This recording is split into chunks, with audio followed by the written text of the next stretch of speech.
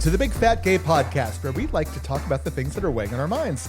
My name is Don Marshall. I am a big brunch anticipatory boy today because I am going to go out with brunch after we record today with a couple of people I met at Bigger Vegas who are visiting in town. Oh, Lovely. how saucy. They're listeners too, so they know they know who they are. They've been warned. It's their own fault.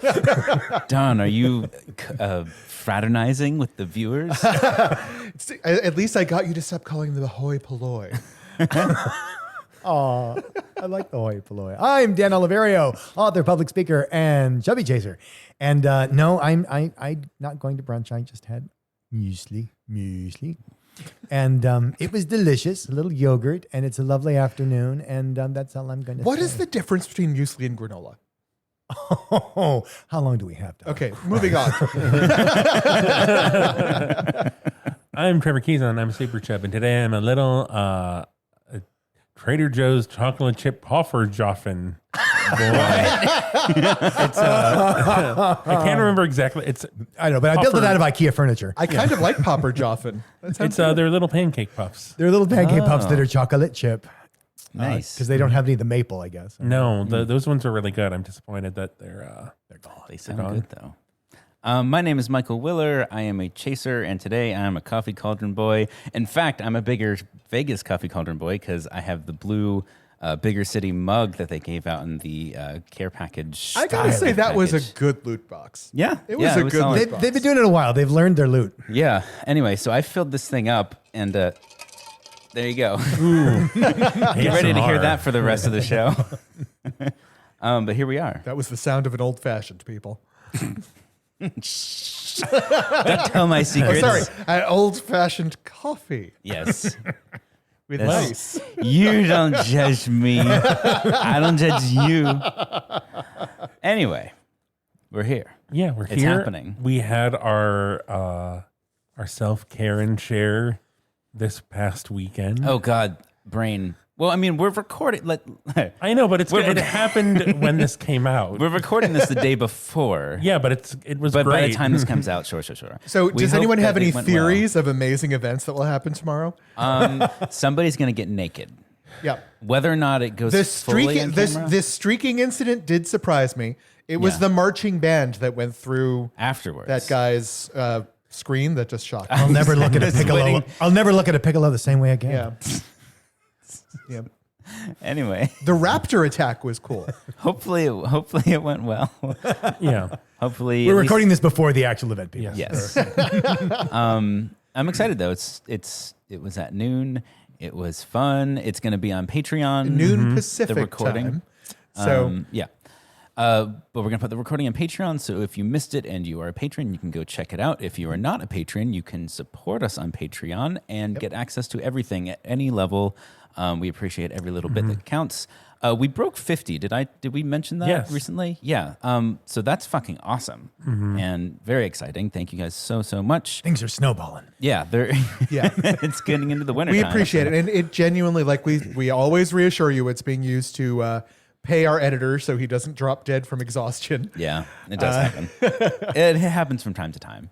But anyway, yeah, that's all exciting. We got a mini-sode coming up. We got behind the scenes content, cutting room floor, all kinds of good stuff. Maybe even a couple of surprises we'll concoct. Surprise! Yeah.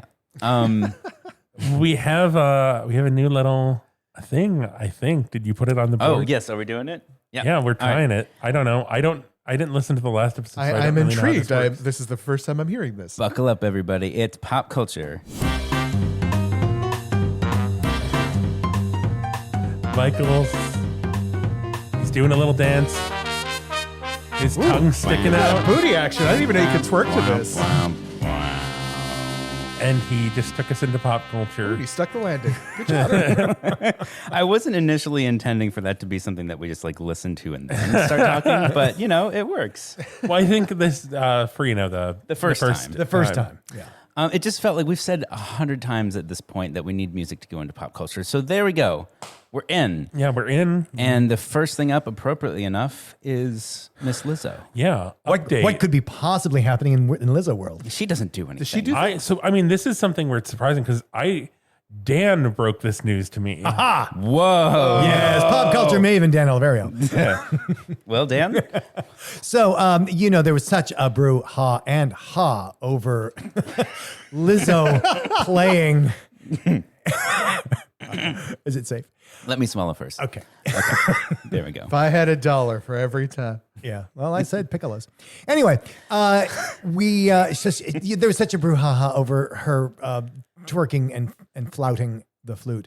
And so The Madison, the James at the Madison. James Madison crystal flute. And so apparently, whether in response or in coordination or I don't know why, Or she a was PR grab. or I don't know. Well, no, she was invited. She was invited. Not to, by her. Oh, but not by her. by Montpelier. Yeah, I'm on board. I knew what you were saying. Yeah. She was invited by Montpellier, the home of His estate. to come to the home of James Madison and play a bunch of instruments there. Which is back in Virginia, where I'm from. Uh-huh. Anyway, so the Montpelier estate has invited Lizzo to come have a private tour at her schedule's leisure, I suppose. Whether or not she's going to do it is unclear. I mean, it's cool. I think that they saw a very good opportunity for them to connect themselves to the crystal flute playing press, because I'm sure the Montpelier estate needs all the help they can get. Well, But I mean, it's regardless, it's not out of the blue. I mean, it makes complete sense that this would happen. yeah, it's not disconnected. I'm just saying, they could easily have ulterior motives. I'm curious, like they said in their statement, Montpelier's enthusiastically invited Lizzo to perform and share her unparalleled talent. Yeah. And what that means, I'm not clear on. I think but she's going to play an instrument or concertize or something like that. I suppose. I mean, they offered it anyway. At the end of this, they recognizing how busy Lizzo's schedule is, as both James Madison's Montpelier, blah blah blah blah, would be overjoyed to have the superstar bring her music to Montpelier, the home of President James Madison, the U.S. Constitution, and generations of enslaved Americans. And so they didn't shy away from that history. But I'm curious, are they going to tie that in somehow? Or No, like, I think they're how just is this- acknowledging it. I think they're acknowledging it so that it's Yeah. not acknowledged for them. I think, sure. if it was acknowledged for them, Lizzo couldn't go. Yeah. Yeah. Historic I guess- places have a history Yeah. of not acknowledging enslaved people being part of the troubled history of those places. It was interesting. I was just listening. Anyway. Historic places have history, people. Yeah. I was just listening to an interview of a, what do you call it? A custodian of one of those estates. Caretaker, curator. Caretaker curator, and they were saying like they've just upped their tours and all this stuff, but they admitted that there's still no mention of slavery on the tour. What they said is like, oh, we're investing in a virtual tour that will be very focused Well, it on. depends site to site, and a lot of places have gotten a lot of backlash from the white tourists. Like, I came here to see the architecture, not to hear about history. Yeah, exactly. Excuse me. Yeah. So they're getting a lot of pushback from some of their customers. From people who don't like their history actually Yeah. being historical. Almost everything in the South is facing this, whether it be a plantation in Louisiana or Montpelier and Madison's home. So every historical monument is dealing with this practically. And even if it wasn't in the South, you can bet that enslaved people had a hand in building it. Yeah. All right. Anyway, so Moving we'll see. on. We'll check back in Yeah. with however Lizzo responds to that. Moving right along.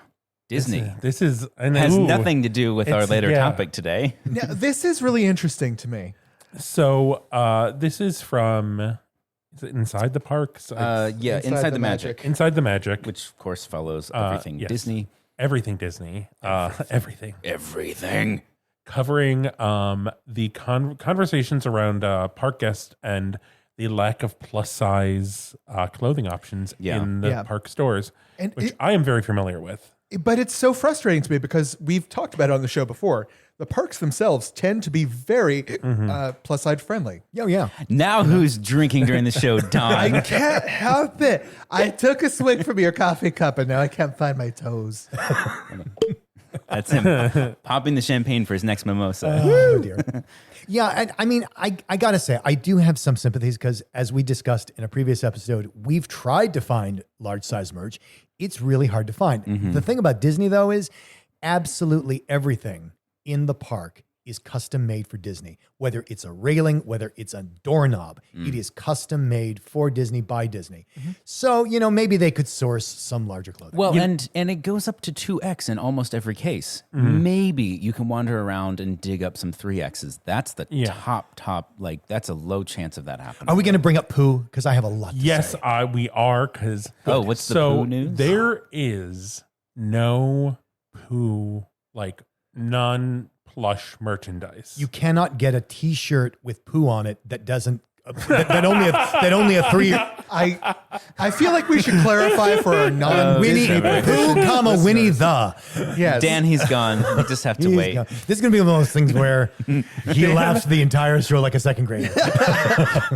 No poo shirts. Like what? There are poo shirts, but you can only wear them if you're 3. Yes.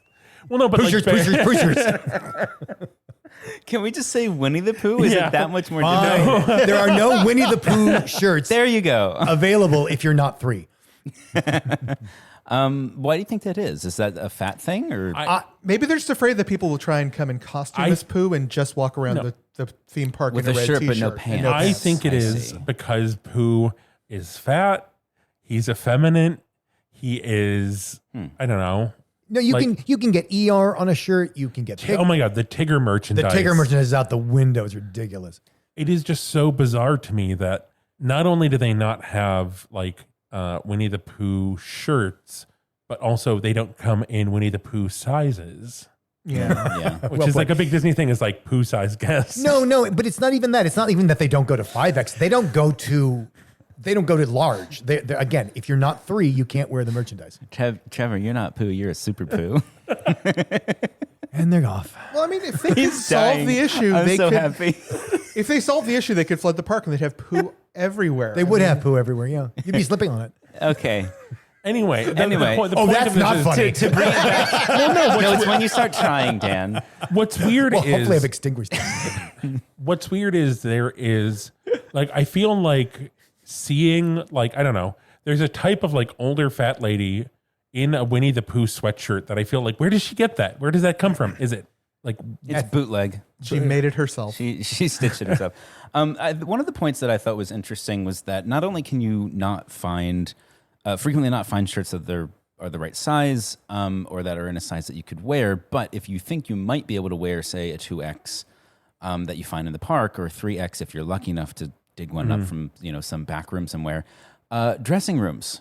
How often is there a dressing room that you can go into and like try the shirt on without having to like struggle to get it over your head in the middle of the store? I don't think I- I've ever seen that. I will say this. I didn't even know they had dressing rooms. They don't. don't. That's just That's point. the problem. No, I mean, there's two things. One, the space concern. I don't think you're going to put dressing rooms in a theme park, but okay, maybe in the Disney store in downtown Disney.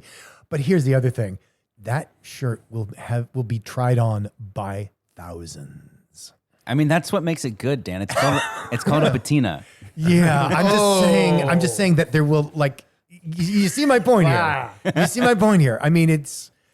Yeah, we're not talking even though we're not talking about underwear. It's just like that is gonna Disney. be- They can cycle out the sample shirt. I feel They can like afford it. Are you good? Do you really want to put on the sample shirt? Oh, we have a sample I for you, think it Don. would be brilliant if they sample sold shirt. Winnie the Pooh underwear and it was just like a hanger with nothing on it. there you go. $10.99. I mean, and the park could guarantee like size uniformity across the park. So you only need to try it on once. And once you know that the Disney 3X fits you, Yeah, it's you not can buy the 3X. Yeah, that and other fantasies It- available in the gift shop. Well, I don't know. Let us know your experience with Disney Parks merch. Maybe if you have some good Pooh merch, where like, or maybe you're one of those old women that I see with the Winnie the Pooh sweaters. Yeah, where the hell did you get them? yeah, And let us know what size they are. Yeah, All right. Spooky. We need to get a spooky version for Halloween of the Fat Watch Quick, thing. let's get a composer. It's happening, everybody. Yeah, it's Here we Fat are. Watch. Feel that breeze. We are talking about the one and only Ash Pryor. And if you've never heard of Ash Pryor, let us explain.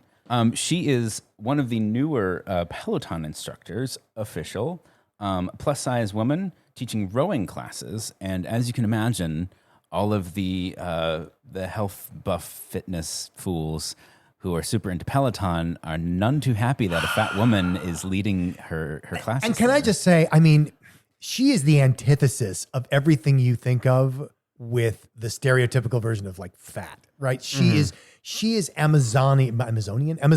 She is amazing. Amazonian. Her physique is fantastic, except she's not a size 2. I'm looking at a picture of her right now, and I kind of wish I had her arms. It's amazing. She looks amazing, but she's not a size 2, therefore she doesn't belong in fitness. How about according to these people? the subtle racism of people comparing her to Lizzo? It's the blatancy It's right of there. You don't get to exercise with everyone else until you are looking like everyone else. Yeah, Like, that whole double standard of like, you really should go to the gym. Oh my God, you're in the gym? yeah, it's What are you doing here? Like you're too fat if you're not working out, and you're too fat if you are working out, and you You're too fat. never win. Yeah. Anyway. Well, because it's never about health. Ever, ever, ever. The Fat Watch reason for this is that she's not just getting sad or taking it lying down. She is clapping back, and not even directly at the haters, but just inspiring the people following her who want to look up to her and do Peloton if they feel like it. And she made an Instagram post, I think soon after she was hired. And it says, "This moment is for us, for the ones who fidget with their clothes too much because they're worried too much is showing, the ones who don't fit in boxes, for the ones who were told to be more realistic with their dreams, for the ones who didn't see their voice, their culture, their body being celebrated, for the ones who weren't the superstar athlete, for the goofy, black, nerdy girls with a little spice, for edges, undercuts, and high tops, baby, this is for us." That's awesome. And I got to say, I've had multiple personal trainers over the course of my life, and all of them were lovely, wonderful people who gave me good advice. But I would have loved to have had a personal trainer who knew what it was like to be working out at my size. I was going to say, who shared my experience of this workout. yeah, who had an experience of living in a body Yeah. your size. Yeah. Yeah, like I can't tell you how many times like every personal trainer I ever had eventually wanted me to do like leg lunges and Oh boy. squats and stuff. And I'm like, are you, that's, I had a trainer, our first session, who wanted me to jump up onto the box. And like there's the box thing where I just looked at him. I'm like, you're joking, right? Like I just, yep. Well, and I mean, do you want to talk about the planking? I mean, yeah, I had my Pilates instructor for first session wanted me to like do wall planks and like put all my weight on my toes and like kind of then like lean against the wall. And I was like, I can't do that. Like I think I'll break. That sound you're hearing is the sound of Trevor's toes shattering. Yeah. Although now, I do basically exclusively mat Pilates, and I do stand on my tippy toes and do things like this. Wow. But imagine that on my toes. And imagine that you could see that podcast. Yeah. But using the toe as a fulcrum for a very, very heavy body, that's not wise. Yeah, it's not a good idea, you know? Yeah, I think it's just having that understanding, but I think also just imagine like people who are apprehensive about Peloton seeing that there is a fat instructor and seeing themselves and not only like the lived experience, but I think also just like seeing someone else do it. And I think for me it's cool because she's not just doing it, but she's providing a space for people to gather around. Like she's giving you a place to She's go. throwing elbows to make that happen. It probably wasn't easy for her to get here. Well, and what do you think of this too? If someone is into changing their body, the lithe, lean little muscle twink at the front of the room is like, okay, well, I'm never going to be that, but you could be her. Mm-hmm. Yeah, I find her more inspirational than some hard body in front of me because I will never be a hard body. That's absolutely true. So thank you to Ash Pryor Yes. and to Pop Sugar for putting the article out there because they're making this story bigger. Today, now that we're moving into the main I'm subject, so excited. we have a fun one. I'm very excited for this because I think Trevor and or Dan should set this up because it started with Dan. Well, so It started with me. No, I wasn't even there. well, because I was just thinking, so That's exactly right, Dan. there's been a lot of talk, just like there's the new trailer for the Little Mermaid, And People being so outraged that they dare make a black fish woman. And Yeah. this, Well, it's not because she's black; it's because she doesn't have red hair. yeah, now there's only one. I'm sorry, that's the funniest thing Yeah. I've ever heard. It's no. There have been people with red hair who are like, "What about us? Wait, What no, about hold them?" on. Now they only have one other Disney princess with red hair. They're down to Actually, two. yeah, two. There's two more because Anna from Frozen, she has red hair. Does she? I was talking about Merida or whatever. Oh yeah, she does. Yeah, Yeah. Oh, so now there's only two other Disney princesses with red hair. that's true from Brave. It's a red hair crisis. Anyway, so Little Mermaid. Little Mermaid, and it was kind of in my head, and just like Ursula and everything. And I was like, Dan has never seen the Little Mermaid. And to be clear for people like me who this sort of washed over, the racist furor is over the live action remake, which is Yes. not out yet, which is Yeah. why we're not talking about it. Yeah. And what we're talking about is the original animated movie from 1989. Exactly. Yeah. So Anyway. the tie-in here to pull this back on course is that first off, Ursula is a fat icon. Yeah. And actually based on another fat icon. For those of you who haven't Divine. seen the Gay movie, icon, Ursula yeah. is based off of Divine, the drag queen, and they've been very upfront about it.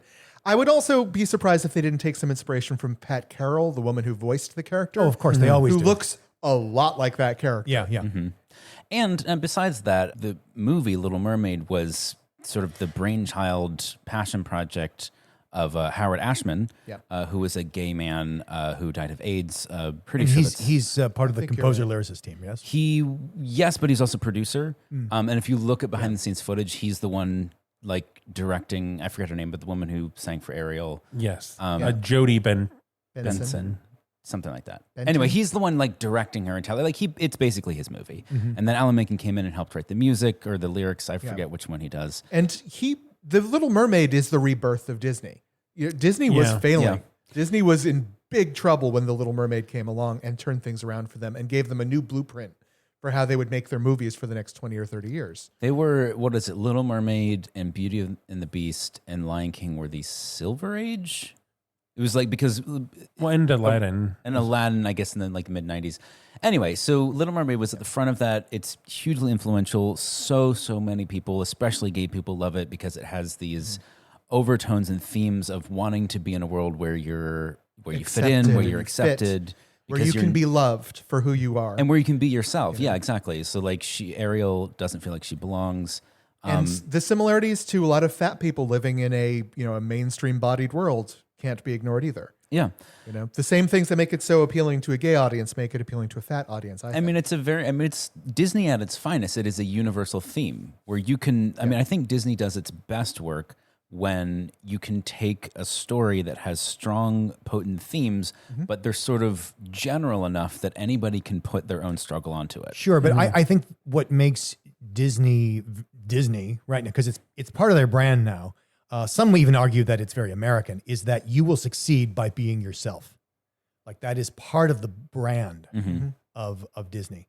And you certainly see that in Little Mermaid. You certainly see that in anything recent. Which is one of the big reasons why Disneyland is a mecca to the gay Absolutely. community, the gay world. Yeah. So I'm curious because I had only seen this once. Trevor and Don presumably Many, have seen many it times. a few times. Dan, this was your first watch. What was your? Yes, it what was. What'd you think? Oh my God, What's Dan your was short making review? such a fuss. Like, oh, we have to watch that movie. Oh God. I can't imagine. I can't even imagine what I he would hope sound I like it half as much as I'm dreading watching it. No, I said I hope I like it more than I'm dreading watching it. I mean, it was like that time I had a hangnail. No, yes. I mean, I knew it was a good movie. I knew it had to be a good movie because it can't be terrible and that many people love it. I liked it. It's good. I completely see why, I think, Trevor, you've said this. I see why they didn't cast Lizzo for the live action because she would have stolen the show and made the Little Mermaid look like the villain. Yeah, she's too likable for She's Ursula. way too likable and hip and all that stuff. I have to admit, I didn't see as many themes of gay representation. I mean, I got the queer coding, picked up on that. What I really picked up on a little more, I have to say, was that of his colonization. That it's wanting to be part of the colonizer's culture. Oh, that's interesting. I actually never got that theme. And it reminds me of like there's a theme like that running on Once on This Island where it's like if we could just go back to France, if we just go to where the Bozome come from, where the really good people come from, the motherland, and not that the land is the motherland, but it's all told in terms of the land people, very much so. Anyway, this is kind of off the topic because it's not at all why we're discussing it. I did like, I did love Ursula, of course. How could you not love Ursula? I did. I love the pacing of the movie. I love that it's a short movie and it winds up really quickly once they've established stuff. I mean, it's an hour and a half. Yeah. It's 89 minutes and acts 4 and 5 whiz by, which was like, no, that's right. Yeah. No, I mean, it certainly doesn't overstay its welcome. I think the movie is at its finest when there's music going on. Like because there's so many iconic, memorable songs. I had forgotten a couple songs, and then as soon as I heard them again, because I've only seen the movie once, I was like, "Oh, that's from this." Oh, I didn't even realize. Some of the throwaway songs, like the Les Poissons. Les Poissons, Les Poissons. How I love Les Poissons. I love that song. There's another reason why this is a pertinent story to our podcast, of course, which was that Hans Christian Andersen was most likely a gay writer at the time, and this was written as a love story to a straight man that he loved, that he had confessed his love to, and had apparently kindly rebuffed him, is the story I heard. Yeah, everybody was really pretty kind in their rebuffs of him, but everybody rebuffed him. So this was literally written by a gay man, about his experiences wanting to be a part of someone else's world and not being allowed in. So the idea of that story evolving with the story of the gay person in mainstream society, there's something appealing to that. Like, we couldn't have our happy ending back then. We can approach our happy ending in most places now. Like it's nice to feel that the world is getting better and that it's reflected in our stories. Yeah, in some way. Yeah, it certainly helps that, again, Howard Ashman, whose project this was at Disney, was a gay man and had a partner and died of AIDS and very much lived that experience when he was making this movie. And remember, this came out in the late 80s, 89, when AIDS was at its highest rate, and being openly gay was really a rarity.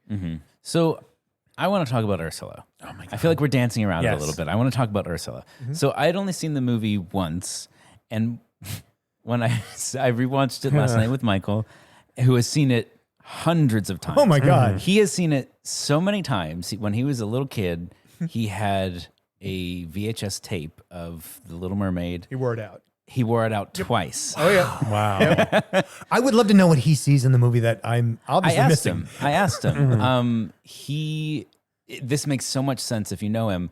He loved that he related to Ariel because she felt stuck in her own little world and she wanted to go out and see the rest of the world and go on adventures and learn about other places and other people and get away from where she was. Yeah. Which I think is very much, that's where he comes from. It's a launching point for a lot of gay men. Oh, yeah. Yeah. Well, and I think for him, it's also you come from it's not a small town, it's a college town, but it's not a big town either in Tennessee. And you're gay and you don't necessarily fit that culture and you want to go out and explore the world and maybe have a bit of, I think he's got that I'm not a small town kid, but I'm a small town kid feel. For me, though, seeing Ursula for the second time, I guess, but I had forgotten a lot of this movie. The first thing she complains about, you know what I'm going to say. The first scene that she's in. I've wasted away to practically nothing. She's hungry. She's her little shrimp. She's hungry. She's like, I'm wasting away. I beg to differ. Her biggest problem is she is a deposed ruler. Yeah. No, but I'm talking about the introduction to this character. I suppose. The very first thing. But she's pining because because what she used to be is in the palace and eating what she wanted. You're both right. Yeah. You're both right. I love that because Ursula. Oh my God, Ursula! I'm so excited. I have so many things I want to say. I have so many feelings. So there has been talk online about Ursula and the fact that she can shapeshift but she chooses to be in her fat body. Oh, that's true. Yeah. And when she said, and I was thinking And about it's that. very, like, she throws it around. Yeah. She laughs with her ass. When she said that line, Rewatch I'm the like, movie. She does. I was like, was Ursula fatter in the past? And is she I think the joke is like, she's fat and she's saying she's wasting away. She's sitting eating these little shrimps. But maybe she actually But like, is maybe she wasting was away. like, this is like, and she is, she just, and Pat Carroll said she loved that, just how large Ursula is and how she embodies this and how Yeah. it is just Everything about the character down to the voice Yes. is lush and voluptuous. And don't forget the power of body language Yeah. as she's like throwing her hips around. Oh, you have to say it right, Michael. And don't forget the importance of a body language. It was something when I was watching the animation, they did such a good job kind of animating her fat, and like when she's saying body language, she's like sashaying. Her back folds are so well drawn. Like just I've never. It's like so rare that you see fat characters drawn accurately and well, and like that's like what back fat looks like. That is Well, and weirdly not condemningly. I don't. No, not think. at all. No, like it looked very adoringly. natural and real, and They do a buddy. There's an edit called a buddy shot where the character walks directly into the lens of the camera, and then there's a cut to the reverse perspective where they've kind of walked through the camera, and so you see them walking away from the camera into the next shot. So there's a cut right on the sort of closing in on the lens, and then it goes dark. They do a buddy shot with her tits. She just floats right into the camera, and it's just boobs getting closer and closer and closer. Man, I wish I had seen this movie as a kid. I don't think I did. I think I watched it for the first time when I was like 22. Well, something else that I was very conscious of was like the mermen are friggin' hot.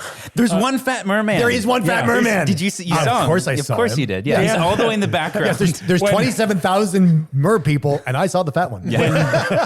So when it started, so the first mer person you see is a very hunky merman who swims past the camera, and Dan's like, why isn't the movie about him?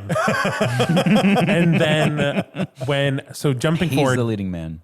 spoilers for The Little Mermaid, after Ursula is defeated and all the little sea slugs in her garden, the poor unfortunate souls, are turning back. Dan's like, wait, are they all men? And Dan was like really excited, like, oh my God, it's all the gay boys. I think there's some women in there, and there's one fat merman. There in is the one very fat back. merman, yes, who is adorable. He was very cute. I mean, I just realized I had forgotten this last night when I was trying to think of the first time I saw this movie. It was with my ex Joseph. That was the first time I had watched it, and hearing him like react to watching Ursula, because of course he loves the movie. I don't think I know a fat man who doesn't love, or at least a fat gay man. I don't know a fat person who doesn't love The Little Mermaid and Ursula. And so I remember, just that like every like joke she makes, every little like insinuation she has, every little like, there's so much nuance. I mean, it's the classic thing about Disney movies, right? The villains are always the most interesting characters.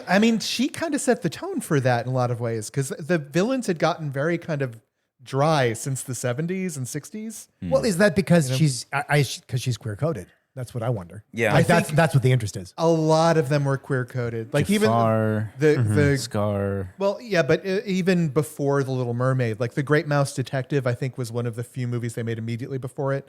And the villain in that, if I recall correctly, is sort of the gay villainous moo-hoo-hoo-ha guy.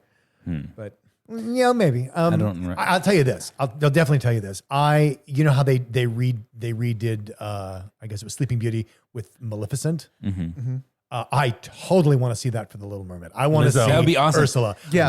that I You're not really alone. excited. A 'Cause lot of people have been saying The Little that for a Mermaid. long Sure, I can time. take or leave that. I would be the first person to buy tickets to Ursula. I think there's something interesting there to be discussed, because like I remember when the AFI top 100 villains of all time came out, I and everyone I knew that was sort of Gen X was shocked that the wicked stepmother from Snow White topped out the list, right? What? The queen, the evil queen. Yeah. But then I got into a conversation with someone, and it became very clear that every generation has their own Disney villain.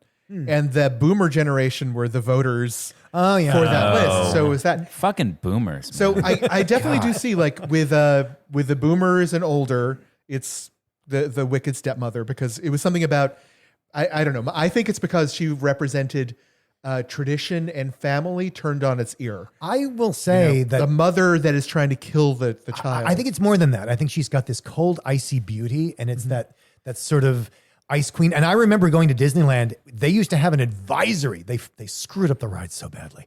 They used to have an advisory at 'cause Disneyland. it was so scary. that the Snow White ride was Yeah. too I scary. wish I had seen that version. And it was. I was haven't terrified seen as a it. child. So while the boomers connect with that, I think the Gen Xers connected to Maleficent. Maybe so. And I don't know why that is, but like I think most of our generation, like for me, it's always like the one who wasn't invited to the party, like the one who got to see what the last generation got to have, and we weren't going to get. I don't know. I identify with like, you didn't invite me to your party? Fuck your kid. And your sewing machine. So, but I think Ursula was the first like big personality one for the new generation of Disney people. So I feel like the millennials just connected. Well, and I hardcore with think her. there's something else that I really love about Ursula, which is she's not mean. She's just evil. And I kind of respect that. Like she's joyous, she's enjoying life. Like, and you so seldom you do not see that in the evil queen from Snow White. And this Most other villains, I would say. yeah, Disney exactly. villains, Yeah. But I think the antithesis of that would be the evil queen, the stepmother. But in Ursula, like I said, she's not mean. No. She's enjoying this. I mean, but it's also like I laugh is so good. I love the like, okay, you really want to change yourself to make someone fall in love with you, because that's what most of what we see from Ariel's experience, and then also she during the song. There's this one longing to be thinner, this one wants to get the girl, and it's they both change each other and fall in love, and then she's like, okay, but you didn't fill your end of the deal, because they are like, you can't. I like that it's like you can't really have true, like it's not true love because you're not your true self. I mean, that, the yeah. direct message is you can't give away a piece of yourself in order to be loved. Yes. Yeah. That's the direct, right on the nose. Because what message Eric of fell the in story. love with was Eric, right? Yeah. Yeah. He fell in love with her voice. He didn't even really see her when she rescued him. He heard her voice and fell in love with her singing Part of Your World. And then, of course, she loses her voice to try and convince him to love her, and it doesn't work. Very O. Henry, Gift of the Magi. Yeah. Yeah. I love that. I love it's the quintessential irony. Yeah. I forgot that like he plays the flute, and just the flute was so in my mind because of Lizzo. So I was like, I just like kept waiting for like Lizzo Ursula to like climb up and just grab the flute Start and be like, playing. give me that. on this antique Viking flute. And then he just like throws the flute into the ocean. It was probably an expensive flute. I Yeah. really thought like, I'm like, wow, that's, and I was all, so this is, I don't know, this is way off topic, but thinking about the Little Mermaid, like, and all of her treasures, it's like, if they made the movie now, it would just all be plastic garbage. And they live on a Something plastic so float. much less romantic about a mermaid holding up a 6-pack plastic Yeah. container string rack and wondering what it is. There's certainly a darker overtone to it. I don't know. So the ending, right? So Ursula gets Triton's his scepter, his crown, because he puts himself in Ariel's place and makes the deal, and then gets turned into a little shrimp. And then Ursula, she starts getting bigger and bigger and bigger and bigger in order to take over the ocean. Oh, wait. Is that what she means about wasting away from her former self? Oh, maybe. Oh. I mean, that would make sense Yeah. because that's what she does when she takes As her power soon as back. she gets her power back, she becomes huge again. So Michael was saying, how are they going to do this in the live action version? Oh, shadow. Melissa McCarthy, like Shadow puppetry. That's a fun one. Yeah. shadow puppetry. Or just, or bad CGI. I mean, it's it'll going be to be some, like, CGI. wonky- I'm going to go Oh, with I forgot fun it's not stage. CGI. I was thinking Yeah. the stage play. No. Why? Why are you? Because thinking that's how I think, Michael. Damn. You think in 30 Rock, I think in stage play. Okay, fair enough. No, he was just like, how are they going to do this? Because it's not a cartoon just getting larger in the water. It's a real person that we know what she looks like with presumably CGI tentacles. Have you seen American Gods?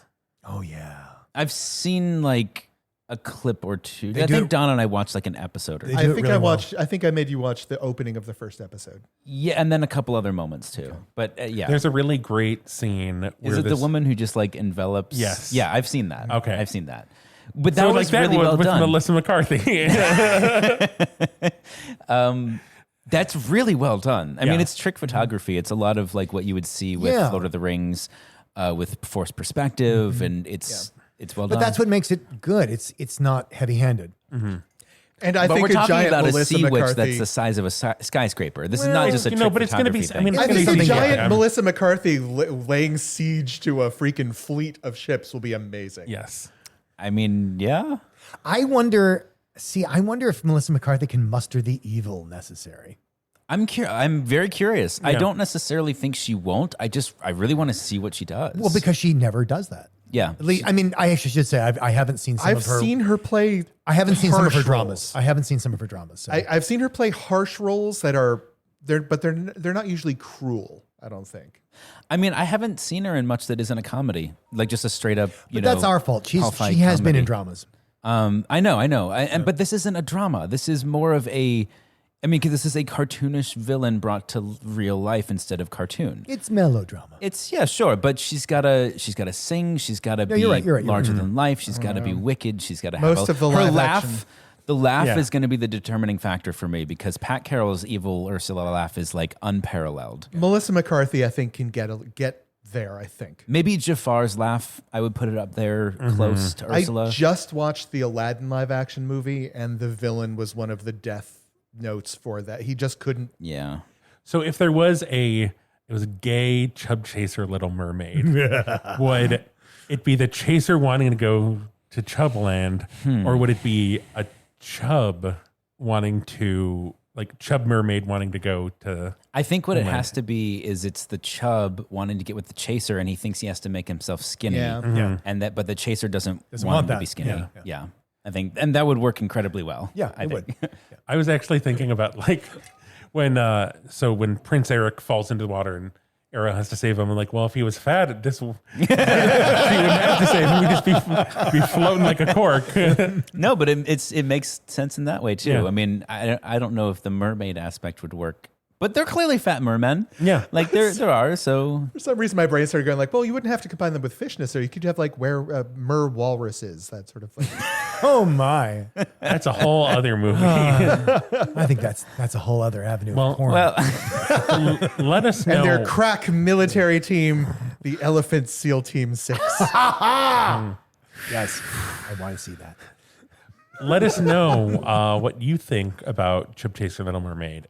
yeah. Chub Ariel, Chaser Ariel. Chaser, yeah, Chub Ariel, Chaser Ariel. I think Yeah. Chub Ariel, but I could be convinced. I'm curious. Do we have a tip? Probably not, because we just did the live Yeah. thing. We're all tipped out. Wow. Are you saying our tips are sensitive right now?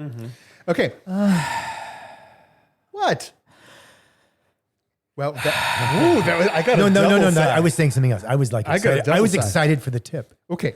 So for our bit today, I was looking down the list of former Disney movies they've put out, and do you realize how many movies they've made about us? It's shocking. Why am I not getting royalties? I was going down the list, and here we go. So here I'm going to give you some movie descriptions Okay. for famous Disney movies, and you're going to have to figure out which movie was about us. Like that. Okay. So Us as a for group? example, as a group, okay. okay. So as an example, and all of them should be relatively straightforward. A movie where yours truly, me, learns to fly using my enormous ears. Ding, ding, ding, ding. Do I just have to guess the name of the movie? Just guess the name of the movie. Dumbo. Donbo. That is correct. I was wondering, I'm like, I thought we were supposed to say our full names, and Okay. I was see, wondering I where see. this was going, and I Okay. understand now. All right. So our first one, a movie where a very spotted Dan Oliverio puppy hybrid encounters over 100 versions of himself. Ding ding ding. 101 Dalmatians. That is correct. Okay. A boy grows up with his loyal Michael by his side, but has to put him down when he catches rabies. Sorry. I don't think I've seen I this have- movie. I have I know Dan was traumatized by it because everyone in our generation was. I'm trying to find the pun, though. Old Willer. That is correct. Old Willer. That's funny. There we go. Okay. The Muppets dabble in piracy to find the legendary buried treasure Trevor of Captain Island. Keyson. Full title, please. Full The title, Muppets please. Trevor Island. Yes, that is correct. All right. Last one. Dan, wearing a kitten costume, befriends a large pack of wisecracking, streetwise dogs in this rollicking musical. Oh.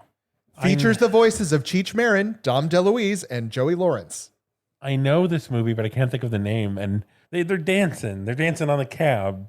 Just- It's not Aristocats, is it? We know it's No, Dan. 'cause Think that's- about Dan's full name. Oliverio. Oliverio and Oh, Company. Oliver. Yes, well done. Oh I've my never gosh. seen that. There are cats I in remember Oliver? when it came out, though. The lead, Oliver, is a cat. He joins a street pack man. of dogs. Oh, well, no wonder I never saw it. Well, do you have a headache after thinking of puns? We're on Instagram and Twitter as that Big Fat Gay Pod. Well, I'm trying to think of puns now. Oh, for Disney don't. movies. We're on Facebook as the Big Fat Gay Podcast. 5 stars there. 5 stars on Apple Podcasts. Support us on Patreon. Patreon.com/BigFatGayPod. See the articles we talked about at www.bigfatgaypod.com. Well, maybe you're a little mer person, and you've come to us because you want to be with the prince on land. Well, tough titties, little mer person. Literally. So Is this it? remember the importance of body language and Watch out.